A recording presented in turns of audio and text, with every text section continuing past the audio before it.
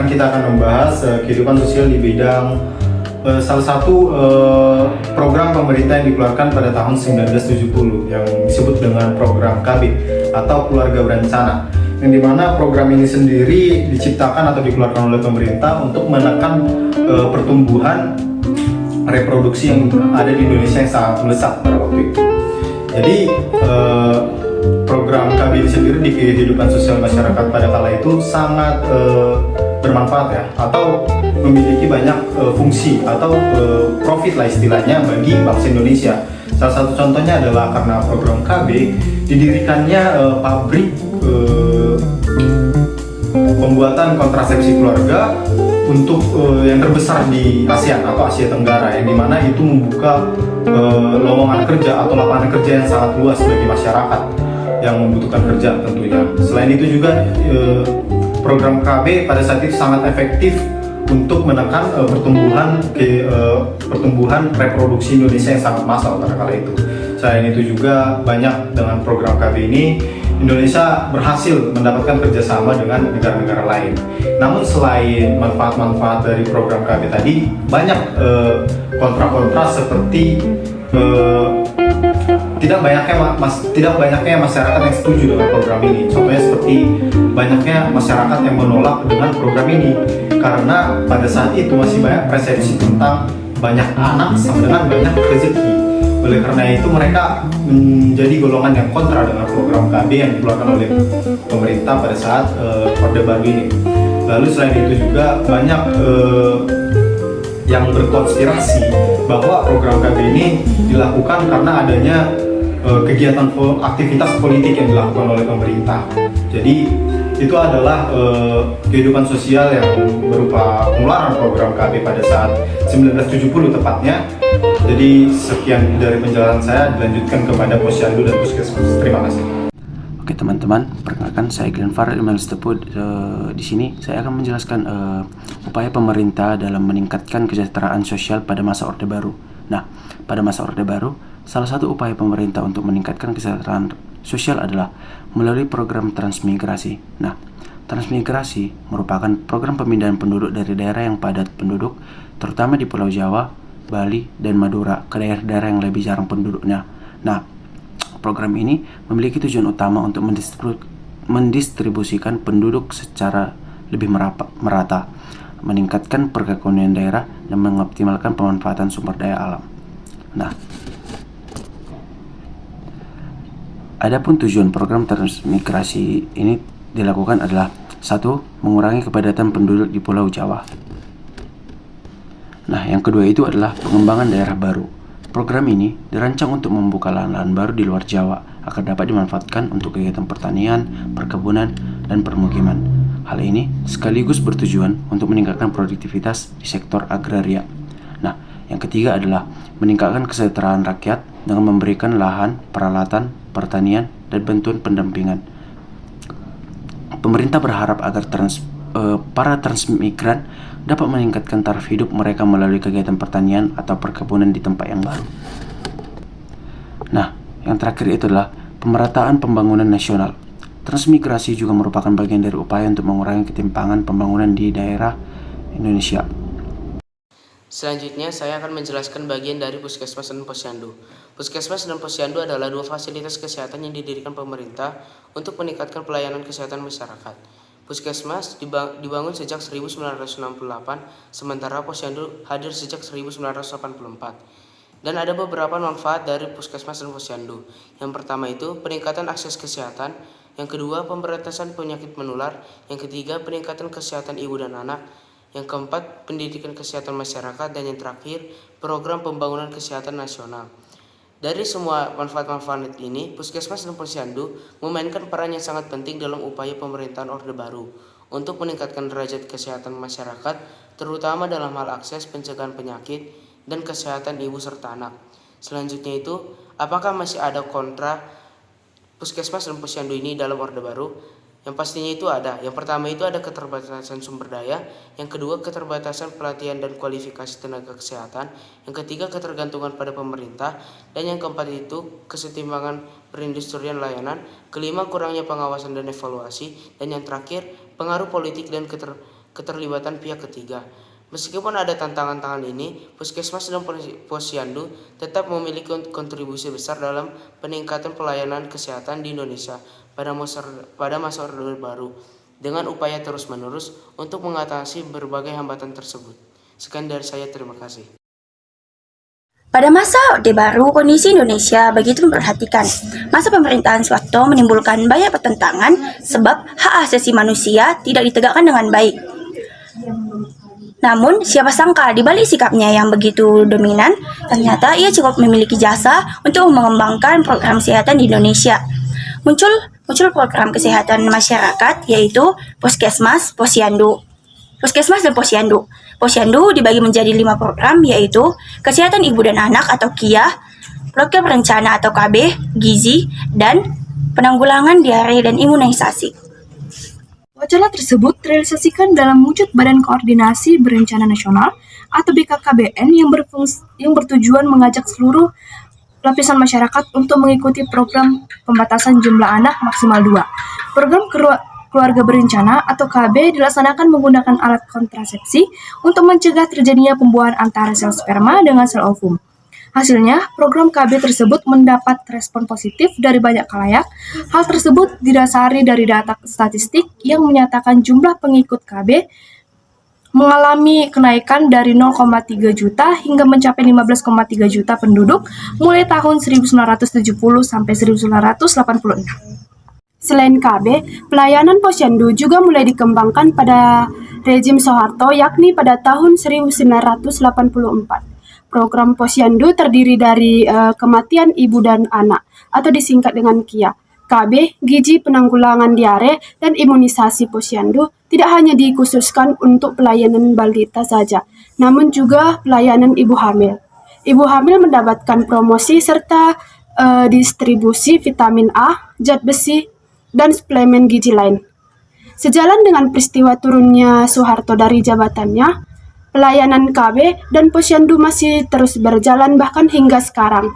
Potret kesehatan Indonesia pasca Orde Baru mengalami perkembangan cukup baik, tampak sekali jika di kinerja pemerintahan Soeharto dalam memperbaiki derajat kesehatan masyarakat mencapai keberhasilan dan berdampak pada masa pemerintahan selanjutnya. Nah, selanjutnya adalah kehidupan kebudayaan pada Orde Baru yang akan dijelaskan oleh Rosa. Yaitu pada masa Orde Baru, usaha peningkatan dan pengembangan seni serta budaya diarahkan pada upaya memperkuat kepribadian, kebanggaan, dan kesatuan nasional. Oleh karena itu, dilakukan pembinaan dan pengembangan seni secara luas melalui sekolah seni, kursus seni, organisasi seni, dan wadah kegiatan seni lainnya. Selain itu, dilakukan pula upaya penyelamatan, pemeliharaan, dan penelitian warisan sejarah budaya nasional, yaitu ada beberapa kebijakan bidang budaya yang terlaksana di Orde Baru, antara lain penggunaan batik di acara formal. Jika di era Orde Lama, gaya pakaian jas dipadukan dengan peci hitam, maka di era Orde Baru, baju batik dijadikan simbol pakaian nasional, yaitu yang kedua akan dilanjutkan oleh Nita. Nah, kebijakan yang selanjutnya yaitu penggunaan EYD sampai sekarang. Nah, sejarah penyempurnaan bahasa Indonesia telah sebenarnya sudah dilakukan sejak awal merdeka, namun belum menemui kesepakatan dikarenakan bahasa masih sangat kental dengan kosakata dan dialek bahasa Melayu. Di bulan Agustus tahun 1972, identitas bahasa Indonesia menemui titik terang. Di tahun itu juga ditetapkan penggunaan EYD pertama. Yang selanjutnya adalah pengembalian artefak dari Belanda. Karena politik era Orde Lama yang menentang negara-negara Barat, banyak peninggalan sejarah yang dirampas bangsa kolonial dikembalikan ke Indonesia. Setelah menjadi presiden, Soeharto memperbaiki hubungan dengan Belanda. Setelah kunjungan negeri Belanda, Ratu Juliana secara simbolik mengembalikan naskah negara Kartegama sebagai awal dari pengembalian artefak milik Indonesia. Naskah negara Kartegama itu baru benar-benar dikembalikan ke Indonesia tahun 1972. Di tahun 1977, pemerintahan Belanda mengembalikan sejumlah benda budaya antara lain Prajana Paramita, payung, pelana kuda, dan tombak Pangeran Diponegoro, serta 243 Belanda pusaka. Yang selanjutnya akan dijelaskan oleh Selvi. Nah, yang selanjutnya adalah restorasi besar-besaran Candi Borobudur dengan UNESCO. Pengajuan proposal penanganan dilakukan di tahun 1955 ke UNESCO sebagai balasan UNESCO mengirimkan Prof. Dr. P. Komemas untuk menyelidiki kerusakan di Borobudur. Borobudur dinyatakan dalam keadaan darurat tahun 1960 setelah konflik dalam negeri selesai. Penyelamatan Borobudur dimulai di tahun 1971 setelah persetujuan bantuan UNESCO ditandatangani. Yang selanjutnya adalah menjawabkan Indonesia. Meski tidak belak-belakan, politik era Orde Baru nyatanya sangat khas dengan budaya Jawa, termasuk di bidang budaya kemungkinan dijadikan Pak Harto tersebut dikarenakan buktian yang berasal dari Ningrat juga banyak unsur Jawa di istana saat era Orde Baru. Selanjutnya kita akan membahas kehidupan pada masa Orde Baru di bidang pendidikan. Era Soeharto atau bisa juga disebut era Orde Baru berlangsung dari tahun 1968 sampai 1998 atau bisa juga disebut sebagai era pembangunan nasional. Pendidikan pada masa Orde Baru ini terlihat jelas pada peningkatan kurikulumnya, yaitu mulai terbentuknya ujian nasional atau UN, atau dulu disebut sebagai evaluasi belajar tahap akhir nasional atau EBTANAS, dan juga diimplementasikannya wajib belajar selama 6 tahun.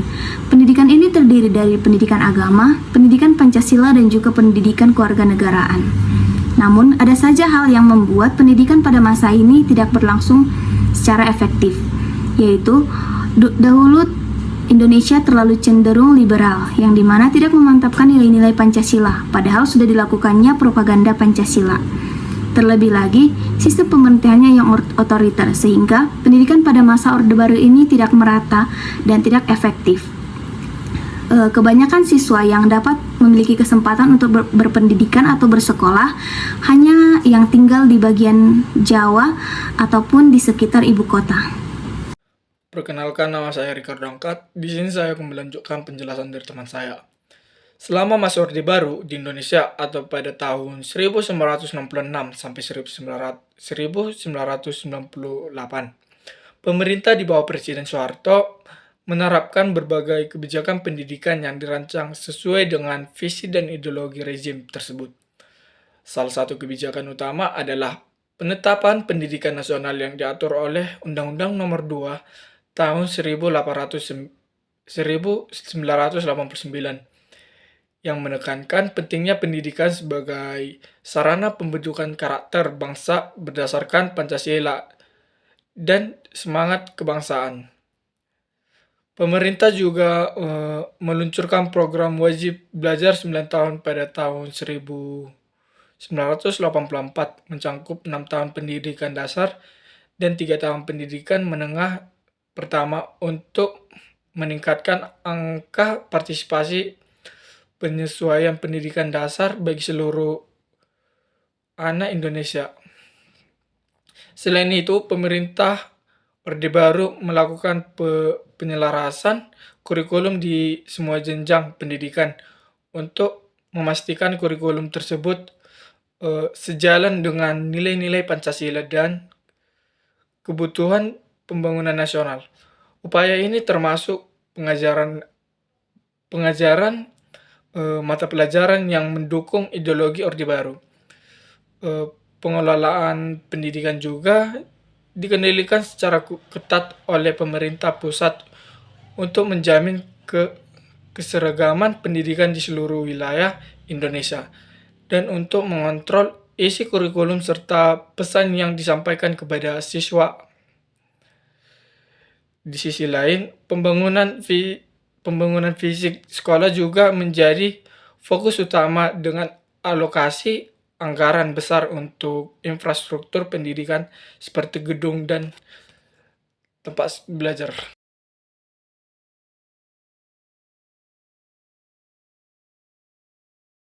Selanjutnya saya akan menjelaskan kebijakan-kebijakan pendidikan yang diterapkan selama masa Orde Baru.